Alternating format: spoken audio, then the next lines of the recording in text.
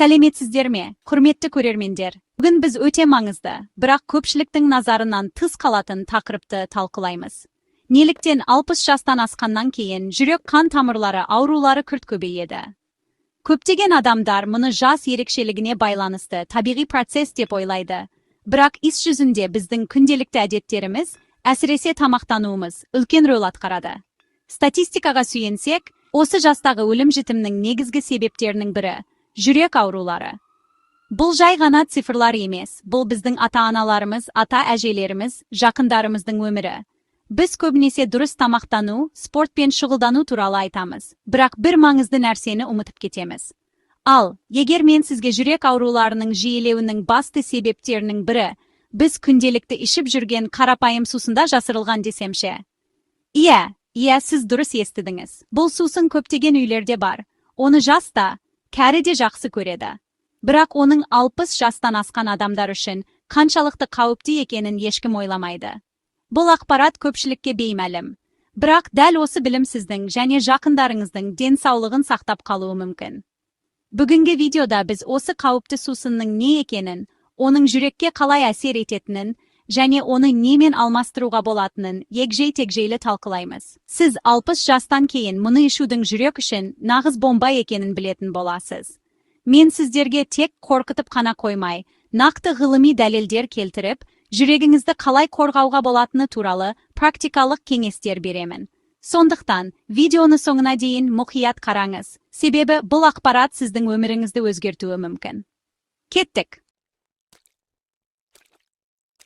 Жүрек денсаулығы туралы айтқанда, біз алдымен оны немен тамақтандыратынымызды ойлауымыз керек. Жүрек, бұл біздің моторымыз, ал оған сапалы жанармай қажет. Ең алдымен, омега-3 май қышқылдарына бай тағамдарға назар аударайық. Бұл әрине балық, әсіресе лосось, скумбрия, сардина сияқты майлы балық түрлері. Омега-3 қандағы триглицеридтер деңгейін төмендетіп, қан қысымын реттеуге көмектеседі және қабыну процестерін азайтады. Егер сіз балықты жиі жей алмасаңыз, балық майы капсулаларын дәрігермен кеңесіп, қабылдауға болады. Бұл жүрегіңіз үшін жасаған ең жақсы инвестицияларыңыздың бірі болады. Екінші кезекте, жаңғақтар мен дәндер тұр. Грек жаңғағы, бадам, зығыр дәндері мен чия тұқымдары нағыз қоректік заттардың қайнар көзі. Олардың құрамында тек пайдалы майлар ғана емес, сонымен қатар жаснық, ақуыз және антиоксиданттар көп. Күніне бір уыс жаңғақ жеу холестерин деңгейін төмендетіп, қан тамырларының қабырғаларын серпімді ұстауға көмектеседі. Оларды таңғы ботқаға қосыңыз, немесе жеңіл тағам ретінде жеңіз, бірақ мөлшерінде ұстаған жөн, себебі олар өте калориялы. Бұл кішкентай ғана әдеттің өзі жүрек денсаулығына үлкен үлес қосады. Соңында көкөністер мен жемістердің маңызын ұмытпайық. Олардың түстері неғұрлым қанық болса, соғұрлым пайдалы. Мысалы шпинат, брокколи, қызылша сияқты көкөністер мен жидектер, цитрустық жемістер дәрумендерге, минералдарға және антиоксиданттарға толы. Бұл заттар қан тамырларын зақымданудан қорғап, жүректің дұрыс жұмыс істеуіне ықпал етеді. Күнделікті рационыңызға кем дегенде 5 порция көкөніс пен жеміс қосуға тырысыңыз. Бұл сіздің жүрегіңіздің ұзақ жылдар бойы сау болуының кепілі. Енді жүрегімізге пайдалы азық-түліктерді білдік. Енді оның жаулары туралы сөйлесейік. Бірінші және ең қауіпті жау бұл трансмайлар. Олар көбінесе фаст-фудта, дайын кондитерлік өнімдерде, мысалы торт, печенье, чипсыларда және маргаринде кездеседі. Трансмайлар жаман холестерин деңгейін көтеріп, жақсы холестерин деңгейін төмендетеді. Бұл қан тамырларының қабырғаларында холестериндік түйіндақтардың пайда болуына, яғни атеросклерозға әкеледі. Бұл процесс қан тамырларын тарылтып, инфаркт пен инсульт қаупін арттырады. Сондықтан өнімнің құрамын оқып, гидрогенизделген майлар деген жазудан аулақ болыңыз. Екінші қауіпті элемент бұл тұз. Дәлірек айтсақ, натрий. Біздің ағзамызға натрий қажет, бірақ оның артық мөлшері ағзада сұйықтықты ұстап, қан қысымын көтереді. Жоғары қан қысымы бұл жүрекке түсетін үлкен жүктеме. Ол үнемі артық жұмыс істеуге мәжбүр болады. Бұл уақыт өте келе жүрек бұлшықетінің әлсіреуіне әкеледі. Тұздың негізгі көзі тек тұз сауытында ғана емес, сонымен қатар шұжық өнімдерінде, консервіленген тағамдарда, дайын соустарда және чипсілерде жасырылған. Tağамға тұздың орнына шөптер мен дәмдеуіштерді қосып көріңіз. Бұл тағамның дәмін ашып, денсаулығыңызды сақтайды. Үшінші жау, артық қант. Қант тек семіздікке әкеліп соқпайды. Сонымен қатар ағзада қабыну процестерін тудырады. Созылмалы қабыну қан тамырларының ішкі қабатын зақымдап, атеросклероздың дамуына ықпал етеді. Сонымен қатар, қантты көп тұтыну қандағы триглицеридтер деңгейін арттырады. Бұл да жүрек ауруларының қауіп факторы болып табылады. Біз қантты тек тәттілерден ғана емес, сонымен қатар йогурттардан, дайын таңғы астардан және әрине сусындардан аламыз. Міне, біз негізгі тақырыбымызға жақындап қалдық. Дәл осы қантты сусындар жүрек үшін ең үлкен қауіптердің бірін төндіреді. Міне, біз ең маңызды бөлімге келдік. Неліктен 60 жастан асқан адамдар үшін қантты газдалған сусындар соншалықты қауіпті? Біріншіден, бір ғана құты газдалған сусынның құрамында 8-10 шай қасық қант болуы мүмкін. Бұл дүниежүзілік денсаулық сақтау ұйымы ұсынған тәуліктік нормадан әлдеқайда көп. Ағзаға бір сәтте осындай үлкен мөлшерде қант түскенде, ұйқы безі инсулинді шамадан тыс көп бөледі. Жылдар бойы осылай жалғаса берсе, ағзаның инсулинге сезімталдығы төмендеп, екі типті қант диабетінің дамуына әкеледі. Ал қант диабеті жүрек қан тамырлары ауруларының ең негізгі қауіп факторларының бірі. Екіншіден, бұл сусындар бос калориялардың көзі. Олардың ешқандай қоректік құндылығы жоқ, бірақ олар тез салмақ қосуға ықпал етеді. Артық салмақ, әсіресе иш аймағындағы май, жүрекке қосымша жүктеме түсіреді. Жүрек үлкен дене массасын қанмен қамтамасыз ету үшін көбірек жұмыс істеуге мәжбүр болады. Бұл қан қысымының жоғарылауына, холестерин деңгейінің бұзылуына және жүрек жеткіліксіздігінің даму қаупін арттырады. 60 жастан кейін метаболизм баяулайтынын ескерсек, бұл бос калориялар майға одан да тез айналады, сондықтан қауіп еселене түседі. Үшіншіден, зерттеулер көрсеткендей, қантты сусындарды үнемі тұтыну қан қысымын жоғарылатып, қандағы жаман холестерин мен триглицеридтер деңгейін арттырады.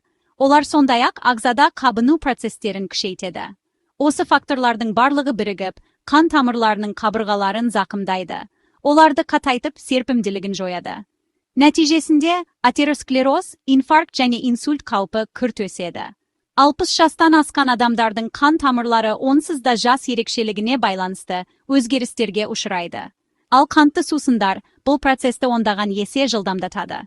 Сондықтан оларды ішу өз жүрегіңе әдейі зиян келтірумен тең. Жүрек денсаулығын сақтауда тамақтану қаншалықты маңызды болса, физикалық белсенділікте соншалықты маңызды.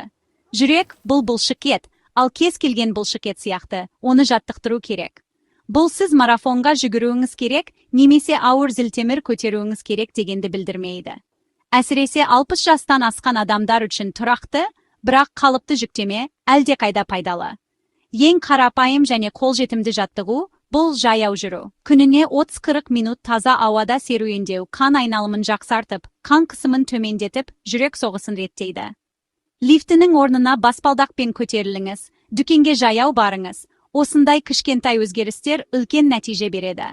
Жаяу жүруден басқа, жүзу, велосипед тебу, йога немесе цигун сияқты жаттығулар да өте пайдалы. Жүзу буындарға салмақ түсірмей, бүкіл дене бұлшықеттерін жұмыс істетеді. Бұл артық салмағы немесе буын аурулары бар адамдар үшін таптырмас жаттығу. Йога мен цигун дене икемділігін арттырып қана қоймай, тыныс алуды реттеп, күйзелісті азайтуға көмектеседі. Ең бастысы, өзіңізге ұнайтын белсенділік түрін тауып, онымен үнемі айналысу. Жаттығуды бастамас бұрын, әсіресе созылмалы ауруларыңыз болса, міндетті түрде дәрігермен кеңесіңіз. Физикалық белсенділік жүрекке тікелей әсер етіп қана қоймай, жанама түрде де пайдасын тигізеді. Ол салмақты бақылауға, ұйқының сапасын жақсартуға, көңіл күйді көтеруге және күйзеліс деңгейін төмендетуге көмектеседі. Бұл факторлардың барлығы жүрек денсаулығы үшін өте маңызды. Есіңізде болсын, ешқашан кеш емес. Тіпті сіз бұрын соңды спортпен айналыспаған болсаңыз да, бүгіннен бастап кішігірім қадамдар жасау арқылы жүрегіңіздің денсаулығын айтарлықтай жақсарта аласыз. Бастысы, тұрақтылық пен табандылық. Біз тамақтану мен қозғалысты талқыладық, бірақ жүрек денсаулығының тағы бір маңызды тірегі бар. Бұл сапалы ұйқы мен күйзелісті басқару. Uyku kezinde bizning a'zamiz, soning ishinde yurak qon tomirlari jiyesi de jöndewden o'tib, qalpına keladi. Uyku kezinde qon qisimi men yurak so'g'isining jiyiligi tömendeydi. Bu yurakka dem oluvga mumkinlik beradi. Yerisek adamga tavligine 7-8 saat sapalı uyku qajat. Uykuning so'zilmali yetishpewchiligi, qon qisimining jo'g'arilavuna, qabinu proseslarning kuchayuviga, және stress gormonlarining, ya'ni kortizolding ko'payuviga akeladi. Muning bari yurakka orasan zo'r ziyon keltiradi. Жақсы uyiqtaw uchun uyqu gigiyenasini saqtaw mangizdi. Kunde bir vaqtda uyiqtab, bir vaqtda oyanuga tirsingiz. Uyiqtar aldında kem degende 1 saat burun smartfon, teledidar siyahtı gadjetlerden bas tartınız. Olardın kөгілдір ekranı, uyku gormonu, melatoninning bölünüün tejeydi. Onun ornuna kitap оқыңыз, tinish muzika tingdаңыз, немесе жылы vanna qabıldаңыз. Jatın bölmeniz qarаңғы, tinish және salqın болуы керек. Uyqu aldında ağır tamaq ішпеңіз, және kafein men alkogolden aulaq bolыңыз. Бұл қарапайым ережелер uykunuzдің сапасын айтарлықтай жақсартады. Kүйзеліс, жүректің тағы bir үлкен жауы. Sozulmalı kүйзеліс кезінде бөлінетін кортизол мен адреналин гормондары жүрек соғысын жиілетіп, қан қысымын көтереді. Бұл жүректің тозуына әкеледі. Сондықтан kүйзелісті басқаруды үйрену өте маңызды. Медитация, терең тыныс алу жаттығулары, табиғат аясында серуендеу, хоббимен айналысу, осының бәрі жүйке жүйесін тыныштандыруға көмектеседі. Жақындарыңызбен, достарыңызбен сөйлесу, олармен уақыт өткізу де kүйзелісті жеңудің тамаша жолы. Егер kүйзелісті өз бетіңізше жеңе алмасаңыз, маманның көмегіне жүгінуден ұялмаңыз. Жан тыныштығы, денсаулық кепілі. Құрметті достар, бүгін біз 60 жастан кейінгі жүрек денсаулығына қатысты өте маңызды мәселелерді талқыладық. Ең бастысы, қантты газдалған сусындардың қаншалықты қауіпті екенін түсіндік. Бұл жай ғана тәтті сусын емес, бұл біздің жүрегіміз үшін уақытынан бұрын іске қосылатын бомба. Оның орнына таза су, көк шай немесе қансыз компот ішіңіз. Бұл кішкентай ғана өзгерістің өзі денсаулығыңызға үлкен пайда әкеледі. Есіңізде болсын, денсаулық бұл біздің ең басты байлығымыз, ал жүрек оның орталығы. Бүгінгі видеода айтылған кеңестерді күнделікті өміріңізге енгізуге тырысыңыз. Рационыңызға балық, жаңғақ, көкөністер мен жемістерді қосыңыз. Майлы, тұзды және қантты тағамдардан аулақ болыңыз. Күніне кем дегенде 30 минут қозғалыста болыңыз. Жаяу жүріңіз, жеңіл жаттығулар жасаңыз. Түнгі ұйқыңыздың толыққанды болуын қадағалаңыз және kүйзеліспен күресуді үйреніңіз. Бұл кеңестердің барлығы бір-бірімен тығыз байланысты және кешенді түрде орындалғанда ғана максималды нәтиже береді. Жүрегіңізді қорғау үшін осы қарапайым, бірақ өте маңызды ережелерді есте сақтаңыз. Егер бүгінгі видео сізге пайдалы болса, лайк басып, каналыма жазылуды ұмытпаңыз. Ең бастысы, осы видеоны ата-аналарыңызбен, ата-әжелеріңізбен және 60 жастан асқан барлық жақындарыңызбен бөлісіңіз. Сіздің бөліскен ақпаратыңыз біреудің денсаулығын сақтап, өмірін ұзартуы мүмкін. Төменде пікірлерде өз тәжірибеңізбен бөлісіңіз. Сіз жүрек денсаулығын сақтау үшін қандай әдістерді қолданасыз? Келесі кездескенше, дендеріңіз сау болсын.